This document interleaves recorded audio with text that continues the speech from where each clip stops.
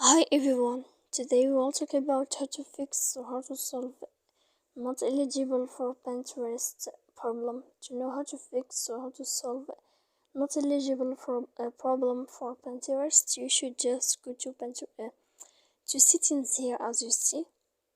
After that we go to apps, default apps, app settings.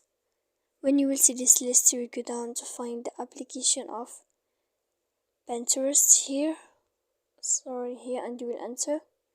Then in this page you will go to click for stop. When you will end this, you will enter to storage. After that you will click clear cache. Then you will go to click clear data.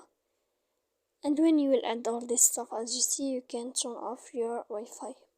So please don't forget to support us by like and subscribe. See you next time in another video, and thank you for watching.